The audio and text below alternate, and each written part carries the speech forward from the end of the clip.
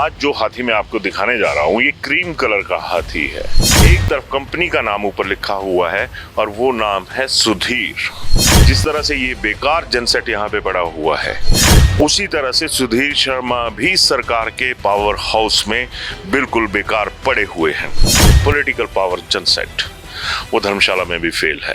उस जिला के हेडक्वार्टर में वो पावर जनसेट फेल है जो कि पॉलिटिकली सुधीर शर्मा के नाम से जाना जाता है। सरकार के उस सपने का क्या होगा जिसमें सरकार ये कहती है कि हम कांगड़ा को टूरिस्ट कैपिटल बनाएंगे। सभागार कारागार भी हो सकता है। उस रूप के ध्यान में रखते हुए 1000 के बैठने की क्षमता का सभागार की हमने प्रार्थना की थी। आप हैरान होंगे इन्होंने इसको रिड्यूस करके 250 तक लगा दिया। ये इसको ताला लगाया हुआ है। अब ताले लगाने के पीछे क्या सवाल ये है कि ये दुरुस्त तो हो नहीं रहा, ये बिगड़ा कैसे था और इसके पीछे की हिस्ट्री क्या है? ये आनाकानी है, ये आनाकानी तो आप कह सकते हैं आनाकानी रही है। ये इनके होश में ही नहीं है। इनको चीज बना करके बंद करने की प्रथा को भूलना होगा। जिस चीज को ये बनाते हैं उसको अमली जामा नहीं पहनाते। क्यों नहीं पहनाते वो मुझे समझ नहीं आती। बनाने के बाद उसका उपयोग ही ना करना, ये किस मानसिकता का द्योतक है। जब से ये बना है आप हैरान होंगे एक भी मीटिंग नहीं हुई है। ना तो यहाँ पर अभी लोग आ रहे हैं, ना इसको आपने चलाया हुआ है, तो इसका उपयोग है ना कोई सदुपयोग है। सबसे पहले पर्यटन को विकास करने के लिए जो इनके पास चीज़ें स्थापित हैं उनको रिकॉग्नाइज किया जाए। पूरे कांगड़ा को एक पर्यटन की राजधानी बनाया जाएगा। तो ये इसके बीच में एक बार काले धब्बे वाली बातें साबित होंगी। पेड़ एक बार कटने से कट गए। जनता हर कदम पर यहाँ पर खुद को कटा हुआ महसूस कर रही है, सरकार से कटा हुआ महसूस कर रही है। तो शाही ने ये बताया कि हमारे पास इतना बड़ा भवन है वो बंद पड़ा हुआ है। क्या इसके बंद होने की वजह से जो बिजनेस है जो सरकार को आना चाहिए, जो सरकार बोलती है कि हमारे पास रेवेन्यू नहीं है, तो क्या रेवेन्यू यहाँ से नहीं आ सकता? जो हमारे यहाँ के लोकल लड़के हैं या जो दूसरे लोग हैं हिमाचली, क्या उनको यहाँ पर रोजगार नहीं मिल सकता था? धर्मशाला मैक्लोडगंज की बात करूँ तो यहाँ पर स्टार कैटेगरी के होटल भी बन चुके हैं, लेकिन आम आदमी के सपने ना तो लीज पर कोई ले सकता है ना उसको सरकार साकार कर सकती है। धर्मशाला का वारिस आखिर है कौन? धर्मशाला को धर्मशाला बनाकर क्यों रख दिया गया? जो टूरिज्म की प्रॉपर्टीज हैं जो इनको लीज आउट करने का सिलसिला है उसका एक पार्ट है। फिर किसी धन्ना सेठ को, किसी बड़े नेता को, किसी बड़े ऑफिसर को बेनामी तौर पर या फिर शरेआम ये जो प्रॉपर्टी है वो जा सकती है। सरकार कहां से ये कहती है कि हम कर्जे से बाहर जाने की बात कर रहे हैं? कर्जा तो आम आदमी के सिर पे आ रहा है। नेता सरेआम कह देते हैं कि अगर हिमाचल में आज बच्चा पैदा होता है तो उसके सिर पर इतने लाख रुपए का कर्जा है। खड़ा किसने किया? जो इतने अरसे से बेकार पड़ी है, जाहिर सी बात है कल को ये कहा जाएगा कि यहाँ से रेवेन्यू नहीं आ रहा है। सवाल तो ये है कि रेवेन्यू ना आने की वजह कभी तलाशी आप लोगों ने?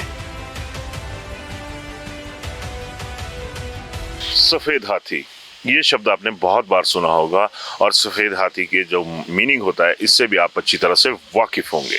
लेकिन आज जो हाथी मैं आपको दिखाने जा रहा हूँ ये क्रीम कलर का हाथी है। और इस दौर में जब सियासत आ गई है, जो राजाओं का राज होता था वो परिपथ खत्म हो चुके हैं, वो पैटर्न खत्म हो चुका है, तो जब सरकार होती है तो ये कुछ भी कर सकती है। ये क्रीम कलर का हाथी भी बना सकती है। अभिवादन स्वीकार करें, मैं उदय पठानिया। आज मैं मैक्लोडगंज में हूँ और आप मेरे पीछे एक बिल्डिंग देख रहे होंगे, बहुत बड़ी बिल्डिंग है और इस पर जो मेन फ्रेम में आपको कलर दिख रहा होगा वो क्रीम कलर का दिख रहा होगा। और विशाल, मैं चाहूँगा कि आप इस सारी बिल्डिंग को दिखाएं एक बार, क्योंकि एक तरफ की बिल्डिंग आपको नज़र आ रही है और जाहिर सी बात है जब ये पूरी बिल्डिंग दिखेगी तो ये एक हाथी नहीं बल्कि 100 हाथियों से भी ज़्यादा बड़ी बिल्डिंग ये यहाँ पर बनी हुई है। इस बिल्डिंग को सालों पहले नाम दिया गया था कि मैक्लोडगंज में एक प्रोजेक्ट था कि इसको हम सभागार बनाएंगे, यानी ऑडिटोरियम बनाएंगे, कि जब से बाहर से कोई लोग आए तो उनके लिए एक ऑडिटोरियम की व्यवस्था हो सके। तो ये प्रोजेक्ट चला था बीती सदी में और सदी बदल गई, 21वीं सदी शुरू हो गई और ये भवन भी इस बीच बनकर तैयार हो गया। लेकिन इस भवन का आलम कुछ और ही है जो आपको अभी दिख रहा है। ये सिर्फ एक ढांचा है, ढांचे के अंदर जान प्राण नाम की कोई चीज नहीं है। अब मैं इस भवन का जो प्रवेश द्वार है वहां पे खड़ा हूं। विशाल, मैं चाहूंगा कि आप इस प्रवेश द्वार को दिखाएं और साथ में ये भी दिखाएं कि जो इस क्रीम कलर के हाथी का मुंह है वो बंद है, क्योंकि यहाँ पर आपको नजर आ रहा होगा कि एक ताला लगा हुआ है और वह भी बाकायदा चेन के साथ। एक जिस तरह से कुत्ते को बांधने वाली चेन होती है उसी तरह की चेन यहाँ पे लगाई गई है और उसके साथ ताला टांग दिया गया है। आप विशाल थोड़ा सा आगे आइएगा और ये दिखाइएगा कि इसके अंदर कितनी गंदगी पसरी हुई है। बिल्डिंग का अंदाजा आप लगा सकते हैं कितनी भव्य बिल्डिंग किसी दौर में ये बनी होगी। और मैं ये भी चाहूँगा कि ये जो अंदर से एक स्ट्रक्चर सा लगा हुआ है, जो इसके लिए स्टेयर्स पौड़ियाँ लगी हुई हैं, वो भी आप इनको एक बार ज़रूर दिखाएं कि बिल्डिंग कितनी आला थी और जो सिस्टम था वो कितना लच्चर था। ये यहाँ पे आपको नज़र आ रहा होगा। ये भवन कितनी उम्मीदों से बनाया गया होगा। मैं आपको यहाँ पे ना जो वेंटिलेशन के लिए एक छोटे छोटे से छेद रखे गए थे, जो डिज़ाइन होगा शायद उस वक्त के इंजीनियर्स ने बनाया होगा सालों पहले, तो विशाल जरा ये भी दिखाइएगा कि ये किस तरह से ये सारी चीज़ें इसमें क्रॉस वेंटिलेशन के लिए भी बनी थी। लेकिन सरकार की जो हवाएं हैं, जो विकास की हवाएं हैं, वो यहाँ से क्रॉस नहीं हो पाई, सालों हो चुके हैं। विशाल, मैं चाहूँगा कि आप मेरे साथ अगली तरफ आएँ और ये जो पीछे का सारा दृश्य है ये भी एक बार सबको दिखाते हुए चलें कि आखिर ये है तो है क्या। चलते चलते मेरी नज़र एक तरफ पड़े जनसेट पे भी गई।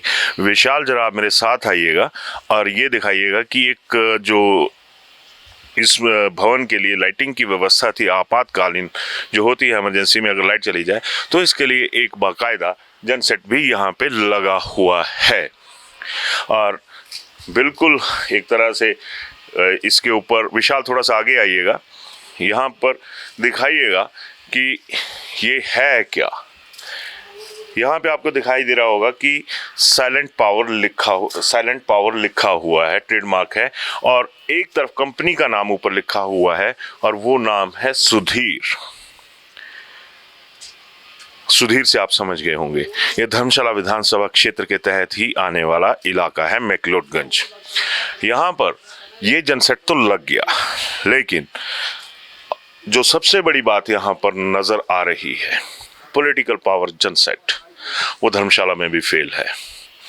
और उस जिला के हेडक्वार्टर में वो पावर जनसेट फेल है जो कि पॉलिटिकली सुधीर शर्मा के नाम से जाना जाता है। जनता ने सुधीर शर्मा को यहाँ से विधायक बनाया था, लेकिन उससे आगे सुधीर शर्मा का कुछ नहीं बन पाया। जिस तरह से ये बेकार जनसेट यहाँ पे पड़ा हुआ है, उसी तरह से सुधीर शर्मा भी सरकार के पावर हाउस में बिल्कुल बेकार पड़े हुए हैं। कि अगर ये सारा माहौल इसी तरह से चलता रहा तो सरकार के उस सपने का क्या होगा जिसमें सरकार ये कहती है कि हम कांगड़ा को टूरिस्ट कैपिटल बनाएंगे, राजधानी बनाएंगे। तो ये वो जगह है जहां पर, अगर मैं कहूं, कांगड़ा को महामहिम दलाई लामा जी की वजह से भी जाना जाता है क्योंकि उनका निवास स्थान यहाँ पे है, महामहिम यहीं पे रहते हैं, तो कोई अत्योक्ति नहीं होगी, गलत भी नहीं होगा। लेकिन गलत जो हो रहा है वो आपके सामने है। जनसेट यहाँ पे भी है, जनसेट सरकार के पास भी है, लेकिन उपयोग किसी का नहीं हो रहा। चाहे ये सुधीर कंपनी वाला जो जनसेट है ये है, या फिर जो लोकतंत्र के तहत एक जनसेट 1 साल पहले बना था सुधीर शर्मा, वो है। सभागार कारागार भी हो सकता है, और ये कारागार जो अभी आपको हमने दिखाया, ये पूरी तरह से आम आदमी के सपनों की जेल भी है, उसके सपनों का कारागार भी है। एक ताला आपको लटका हुआ वहां पे दिखाई दिया गया, और अभी इस ताले के पीछे की क्या वजह है, इस मुद्दे पर मेरे साथ बात करने के लिए अभी मैक्लोडगंज के प्रतिष्ठित, बहुत ही मान सम्मान रखने वाले जनता में जो हैं प्रेम सागर जी हैं, वो मेरे साथ हैं। तो अब आगे हम प्रेम भाई से इस मुद्दे पर बात करेंगे कि आखिर ये जो सभागार था, ये कारागार किस तरह से बना। प्रेम भाई, आपका बहुत बहुत स्वागत है। धन्यवाद आपका और सुप्रभात। धन्यवाद ब्लैक एंड वाइट चैनल का भी, क्योंकि आप हमेशा जनहित के मुद्दे उठाते रहते हैं और हमारा उत्साहवर्धन होता रहता है कि कहीं न कहीं किसी माध्यम से जो लोग समझते हैं, जनता समझती है, उनके मुद्दे सरकारों तक या उनसे जो सुनवाई करने वाले लोगों तक पहुंचते हैं। तो विशेष धन्यवाद आप आज आए, इसके लिए आपका अभिनंदन है, स्वागत है। चलिए भाई, आपका बहुत बहुत धन्यवाद जो आपने हमें वक्त दिया। मैं यहाँ पे थोड़ा सा बताना चाहूँगा कि कुछ अर्सा पहले तक प्रेम भाई जो है ये हर जो डेवलपमेंटल एक्टिविटी होती थी, जो संस्थाएं होती थी, उनमें इनकी बहुत अहम रोल रहता था, लेकिन इन्होंने ये छोड़ दिया। और उसकी वजह यही थी जो मेरी थोड़ी देर पहले इनसे बात हुई कि जब होना जाना कुछ नहीं है तो करके भी क्या लेना। तो इसी मुद्दे पर मैं आगे चलूँगा। पहले तो आप इस कारागार को, जिसको सभागार कहते हैं, उसका थोड़ा सा बताइए कि ये मसला आखिर है क्या। मुझसे बेहतर तो आपने ही व्याख्या कर दी है। वास्तव में ये है कि हमारा जन्म स्थान जहाँ होता है तो हमें हर आदमी को अपने राष्ट्र की सेवा करनी होती है, प्रदेश की सेवा करनी होती है, स्थान की सेवा करनी होती है। परंतु जिस क्षेत्र में हम रहते हैं और पैदा होते हैं तो हमारी तो मूल भूमि है ये, तो संभवतः कि हम इस क्षेत्र से बाहर जाके विकास की बात कर नहीं सकते, क्योंकि हम यहीं के पैदाइशी हैं। तो हमारी इच्छाएं रहती हैं कि कुछ चीज़ें जो जनहित सोचता है, लोगों के साथ मिलके जो बातें सोची जाती हैं उसको एक रूप मिले, एक प्रारूप मिले, ताकि धीरे धीरे विकास के नाम पे चीज़ें दुरुस्त होती जाए और आने वाली जो मेरा सवाल ये है कि ये दुरुस्त तो हो नहीं रहा, ये बिगड़ा कैसे था और इसके पीछे की हिस्ट्री क्या है। दुरुस्ती की बात तो हमारी आपकी भीतर की इच्छाएं रहती है। आपने ठीक कहा कि वो इच्छाओं का वो कारावास में चला जाना, वो उसका अंत तो नहीं है, डेफिनेटली नहीं है। परंतु जिस तरह से जागरण अभियान आप जैसे लगाए रखते हैं, हम लोग भी उस बारे में सचेत रहते हैं और हमेशा इस बात की इच्छा रखते हैं कि जो कर्णधार हैं वो एक सुव्यवस्थित व्यवस्था के तहत रहते हुए वास्तव में विकास के जो आयाम है उसको स्थापित करने से पहले। इसकी मैं वो चाह रहा हूँ कि सर ये तो जा रहे सरकार को सुझाव जो पिछले दौर में हुआ है, जो 90 के दशक से शुरू हुआ था, उस दौर से मैं आपसे ये सारी चीज़ें जानना चाहता हूँ कि इसके पीछे है क्या मकसद इनका तो ये आनाकानी है। ये आनाकानी तो आप कह सकते हैं, ये आनाकानी रही है। ये इनके होश में ही नहीं है कि इनके पास अभी तक एग्जिस्टिंग में कितनी संपत्ति है। जैसे अब ये एक संपत्ति है, पिछले 8-10 साल पहले एक दौर देखा था हम लोगों ने, जैसे जितने टूरिज्म के रेस्टोरेंट पड़े हुए थे, जगह जगह रेस्टोरेंट पड़े, सारे बंद हो गए थे। इनको चीज़ बना करके बंद करने की प्रथा को भूलना होगा। जो चीज़ बनानी है उसका सदुपयोग करना होगा। ये अति आवश्यक है, खास करके विभाग को जो पर्यटन से जुड़े हुए हैं। अब हाल ही में हम सब लोगों ने एक बड़ा बीड़ा उठाया था, हम बड़े उत्साहित थे कि कांगड़ा को पर्यटन की राजधानी बनाएंगे। अब उस लहजे में अगर आप बात कहें तो इनके पास एग्जिस्टिंग स्ट्रक्चर जिस तरह एक ये है, आपके ठीक पीछे एक यहाँ पहले टूरिस्ट इंफॉर्मेशन ऑफिस हुआ करता था जो कि एक उन कमरों में कन्वर्ट कर दिया हुआ है। उनके पास ऑलरेडी एक 25-30 कमरों का एक होटल बना हुआ है। दिक्कत कहाँ पर है कि जिस चीज़ को ये बनाते हैं उसको अमली जामा नहीं पहनाते। क्यों नहीं पहनाते वो मुझे समझ नहीं आती। इतना बड़ा स्ट्रक्चर है, जाहिर है सरकार का धन लगा है, वो जनता द्वारा एकत्रित किया हुआ धन होता है टैक्स के रूप में या किसी अन्य रूप में, और सरकार की अपनी योजनाएं भी होती हैं। परंतु बनाने के बाद उसका उपयोग ही ना करना, ये किस मानसिकता का द्योतक है, हम खुद समझने में इस बात के लिए अभी असफल रहे हैं। मैं जहाँ तक मेरा थोड़ा सा ज्ञान इस मामले में आपसे भी थोड़ी सी जानकारी मिली कि पहले यहाँ पे ये तय था कि कम से कम 700-800 लोगों का जो सभागार है कैपेसिटी वाला वो बनाया जाए, और शायद यहाँ पे 250-300 की भी व्यवस्था नहीं हो पाई है। तो ये क्या चक्कर है? फिर मैं दूसरी तरफ प्राइवेट सेक्टर की तरफ भी चलूँगा। दिक्कत ये है, मुझे कहीं लगता है कि योजना में जब हम आप सब लोग अपनी एक मंशा रखते हैं, क्योंकि एरिया की डिमांड के हिसाब से हम अपनी चीज़ों को आगे रखते हैं। हमारा कथन ये था या सोच यही रही है, पूरे समाज के लोगों की यहाँ सोच यही रही थी कि क्यों यहाँ परम पावन दलाई लामा जी रहते हैं, उनके माध्यम से, और जब से पर्यटन बढ़ा है, HPCA का ग्राउंड बना है, कुछ अंतर्राष्ट्रीयकरण और चीज़ों का भी हुआ है, यहाँ बहुत अच्छे अच्छे डेलीगेट्स आने शुरू हुए हैं। तो हमारी ये मंशा थी कि धर्मशाला के इस स्थान विशेष को परम पावन के नज़दीक होने के कारण भी एक सुसज्जित किया जाए, जहाँ राष्ट्रीय और अंतर्राष्ट्रीय स्तर के कॉन्फ्रेंसेज हों, गोष्ठियाँ हों, ताकि उसका सदुपयोग हो सके। उसकी धारणाओं को, उस अवधारणा को मन में रखते हुए हमने सबसे डिमांड की थी, उस वक्त सरकारों से डिमांड करी थी कि कम से कम 1000 लोगों की बैठने की क्षमता का सभागार होना चाहिए, ताकि किसी भी प्रकार का बड़ा फेस्टिवल, बड़ी योजनाएं, जैसे अब फिल्म फेस्टिवल होता है या हिमालयन फेस्टिवल होता है, और छोटे मोटे फेस्टिवल चले जाते हैं, कुछ तिब्बतन फेस्टिवल चले जाते हैं, कुछ भारतीय फेस्टिवल चले जाते हैं। तो उस रूप के ध्यान में रखते हुए 1000 के बैठने की क्षमता का सभागार की हमने एक प्रार्थना की थी। आप हैरान होंगे, इन्होंने इसको रिड्यूस करके 250 तक लगा दिया। और शर्म की बात तो ये है कि 250 में किस पर्पज से कहा कि अधिकारियों की मीटिंग के लिए ही बनाया होगा। मान लीजिए अधिकारियों के लिए मीटिंग, हमारे जितने प्रतिनिधि वो तो इस तरह की बड़ी मीटिंग यहाँ करते नहीं है, परंतु फिर भी जब अधिकारी उसमें इन्वॉल्व रहते हैं, सेक्रेटरीज लेवल के आते हैं, कई बार सरकार हमारे पास यहाँ आती है तो चिन्मय भवन में भी कशिश रहती है, तो कुछ मीटिंग्स यहाँ पर होल्ड हो सकती थी, उनके ध्यान में ये बात रही होगी। परंतु जब से ये बना है आप हैरान होंगे, मैं ब्लैक एंड वाइट के माध्यम से सभी लोगों से ये अवगत कराना चाहता हूँ कि एक भी मीटिंग नहीं हुई है। आपने तो खुद आके या जो हमें आंकलन किया, हम आपके धन्यवादी हैं कि इसको ताला लगाया हुआ है। अब ताले लगाने के पीछे क्या मनसा, इससे इतना धन इसमें अर्जित किया गया है, ना तो यहाँ पर अभी लोग आ रहे हैं, ना इसको आपने चलाया हुआ है, तो इसका उपयोग है ना कोई सदुपयोग है। तो ये बड़ा दुर्भाग्यपूर्ण है कि इनकी मनसा में सबसे पहले पर्यटन को विकास करने के लिए जो इनके पास चीज़ें स्थापित हैं उनको रिकॉग्नाइज किया जाए, उसकी पहचान की जाए, उसका क्या उपयोग हो सकता है। और साथ साथ मैं ये भी कहता हूँ कि क्योंकि ये पर्यटन के क्षेत्र में जगह बढ़ रही है, तो सूचना केंद्र जो है पर्यटन सूचना के, वो अभी भी हमें प्रतीत होता है कि कहीं धर्मशाला के बदले मैक्लोडगंज में होना चाहिए, क्योंकि अभी भी आवाजाही पर्यटक की अधिकतर मैक्लोडगंज क्षेत्र में ठहरने के स्थान पर रहती है जहाँ की सूचना उपलब्ध होनी चाहिए जी। तो इस तरह की उसके प्रति आनाकानी देखी गई है, इसके प्रति आनाकानी देखी है। साथ में आपका एक क्लब हाउस है जो लोगों की मनसा के मुताबिक बड़ा सुंदर क्लब हाउस बनना चाहिए था, उसमें भी आनाकानी हुई है। तो ये दुर्भाग्यपूर्ण है कि ये योजनाकार कैसे हैं, और योजना बन जाने के बाद फिर जिस तरह की घोषणाएँ होती हैं कि पूरे कांगड़ा को एक पर्यटन की राजधानी बनाया जाएगा, तो ये इसके बीच में एक बड़ी काले धब्बे वाली बातें साबित होंगी। धन्यवाद भाई, आपने इस चीज़ पे प्रकाश डाला। लेकिन मेरा सवाल ये है कि जब सारी चीज़ें कही जाती हैं, और प्रेम सागर भाई ने बहुत अच्छी बात बोली कि आप लोग सपने तो बड़े बड़े दिखा देते हैं कि हम ये कर देंगे वो कर देंगे, लेकिन जो असल में व्यवस्था है उसका सदुपयोग कहीं पे हो रहा है, उसका तो दुरुपयोग करने की भी नौबत नहीं है। हाँ, मैं इतना सा जरूर कहूँगा कि कचरा कोई आम नहीं होता, जिस तरह का कचरा भी आपको दिखाई देगा। जरा विशाल ये दिखाइएगा कि उसी ऑडिटोरियम के बाहर का कचरा है जो जहाँ पे इस वक्त हम खड़े हैं, कचरा सोच का भी होता है, और जब सोच के कचरे की बात करें तो उसका असर पूरे समाज के ऊपर पड़ता है, समाज की हेल्थ के ऊपर पड़ता है, समाज की वेल्थ के ऊपर पड़ता है।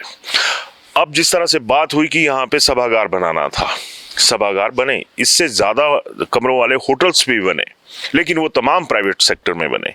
यहाँ पर ज़मीन की किस तरह से, मैं ये कहूँ तो गलत बात नहीं होगी कि जो मौजूदा ज़मीन थी उसका प्रशासनिक सोच ने किस तरह से बलात्कार किया, वो भी यहाँ पे साफ नज़र आ रहा है। ये सत्कर्म नहीं है, ये प्रकृति के साथ कुकर्मी है, क्योंकि जब यहाँ पे ये भवन बना होगा तो जाहिर सी बात है बहुत सारे पेड़ भी कटे होंगे, लेकिन पेड़ एक बार कटने थे कट गए। जनता हर कदम पर यहाँ पर खुद को कटा हुआ महसूस कर रही है, सरकार से कटा हुआ महसूस कर रही है, चाहे वो सरकारें बीजेपी की थी या मौजूदा दौर में कांग्रेस की हैं। पर्यटन की बात करते हैं, पर्यटन राजधानी बनाने की बात करते हैं, तो धर्मशाला को किसी दौर में स्पोर्ट्स की राजधानी बनाने की बात की गई थी, किसी दौर में इसको एजुकेशन कैपिटल बनाने की बात कही गई थी, लेकिन सब बातें ही रह गई, निकला कुछ नहीं। इसी तरह के क्रीम कलर के हाथी कहीं और भी हैं, लेकिन देखेगा कौन?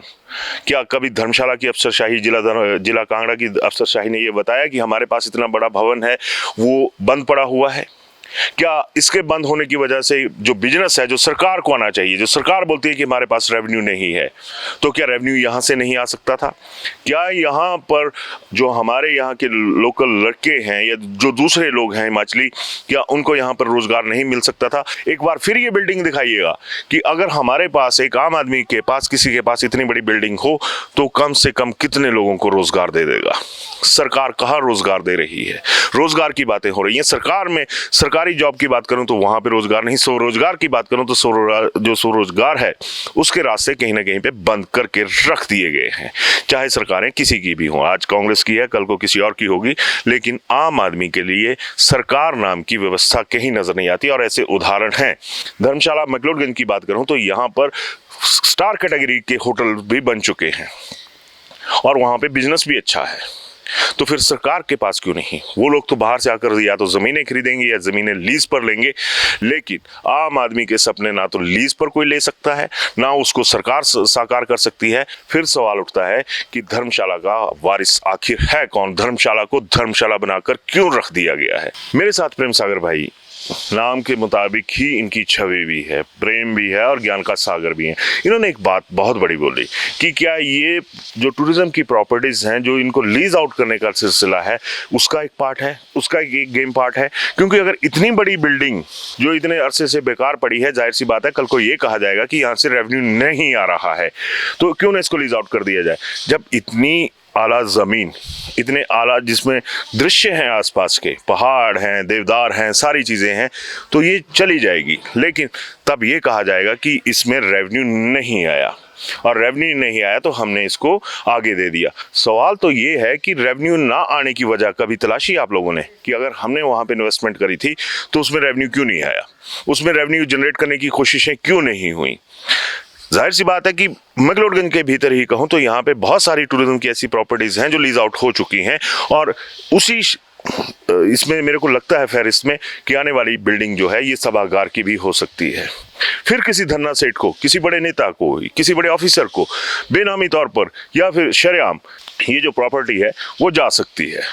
फिर सरकार कहाँ से ये कहती है कि हम अपने संसाधनों को बचा रहे हैं, जो संसाधन है उनसे हम कर्जे से बाहर जाने की बात कर रहे हैं। कर्जा तो आम आदमी के सिर पे आ रहा है। नेता सरेआम कह देते हैं कि अगर हिमाचल में आज बच्चा पैदा होता है तो उसके सिर पर इतने लाख रुपए का कर्जा है। खड़ा किसने किया? अगर मान लीजिए 2-2.25 लाख रुपए का प्रति व्यक्ति खर्चा हिमाचल में भी आ रहा है, तो क्या आम आदमी ने खड़ा किया वो खर्चा? आम आदमी को गिनवाएंगे आप लोग कि अगर एक ही हिमाचली बच्चा पैदा होता है तो आज उसके सिर पे इतना कर्जा पैदा होते ही खड़ा हो जाता है? गुनाहगार आप लोग हैं, व्यवस्था है, प्रशासनिक व्यवस्था है और नेताओं की सोच है। उसी सोच में कल को अगर ये प्रॉपर्टी भी बिक जाए तो बहुत बड़ी बात नहीं होगी। उदाहरण इसी जमीन पर है। ये एक बहुत बड़ा मुद्दा है, इसके ऊपर हमें आप अपने विचार जरूर दीजिएगा। धन्यवाद।